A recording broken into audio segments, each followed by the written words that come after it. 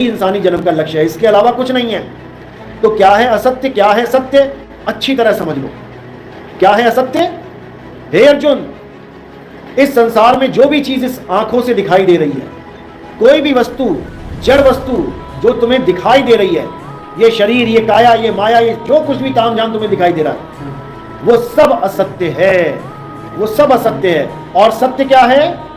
जो तुम्हें इन आंखों से नहीं दिखाई दे रहा, लेकिन जो कभी पैदा और नष्ट भी नहीं होता। आंखों से तो हवा भी दिखाई नहीं देती, लेकिन पैदा और नष्ट होती है।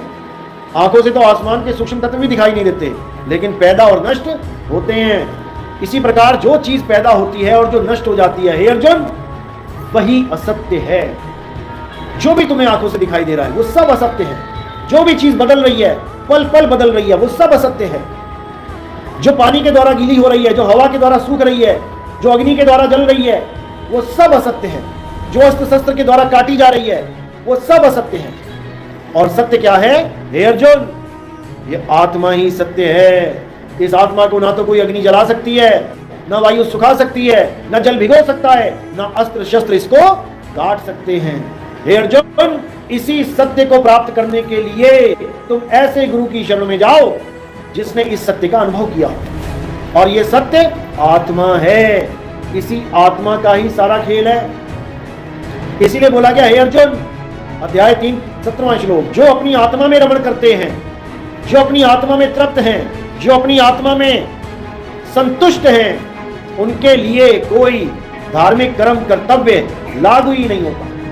क्योंकि इसी 17 श्लोक से पहले आप देखेंगे 13, 14, 15, 16, उसमें यही समझाया गया है कि हवन करो, यज्ञ करो, देवताओं को प्रसन्न करो, पूजा पाठ करो, बचा हुआ अन्न प्रसाद के रूप में ग्रहण करो। जो ये नहीं करते हैं वो अधम है, नीच है, पापी हैं, ये बोला गया है। लेकिन किंतु जो आत्मा में रमण करते हैं, जो अपनी आत्मा में तृप्त हैं, जो अपनी आत्मा में संतुष्ट हैं, उनके लिए ये कर्म लागू ही नहीं होता। यानी उनको अपने पूरे जीवन काल में एक बार भी मंदिर जाने की जरूरत नहीं पड़ेगी। उनको अपने पूरे जीवन काल में एक बार भी मस्जिद में जाने की जरूरत नहीं पड़ेगी। उनको अपने पूरे जीवन काल में एक बार भी गुरुद्वारे या चर्च जाने की जरूरत नहीं पड़ेगी। जो अपनी आत्मा को जान लेंगे वो परमात्मा को जान लेंगे। यही गुरु ग्रंथ साहब में बोला गया, आत्म में राम, राम में आत्म, चीनस गुरमुख विचारे। कि आत्म में राम और राम में आत्म, यानी वो आपस में जुदा है ही नहीं। जो आत्मा को जान लेगा वो परमात्मा को जान लेगा।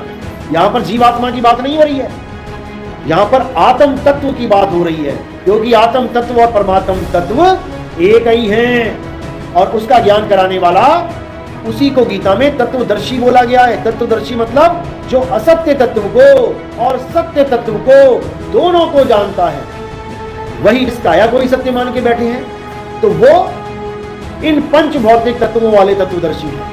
और जो आत्म तत्व को जानता है उसको हम निहित तत्वदर्शी संत भी कह सकते हैं। यानी वो तत्वों से परे आत्म तत्व यानी निहित तत्व को भी जानता है, हम उसको निहित तत्वदर्शी संत भी कह सकते हैं। तो आत्मा और शरीर, इन दोनों को अच्छी तरह समझ लेना है। काया जो नाशवान है, असत्य है, आत्मा जो अविनाशी है, परम सत्य है, इन दोनों का निबेड़ा करना है। शरीर जो जड़ है, आत्मा जो चैतन्य है, दोनों का निबेड़ा करना है।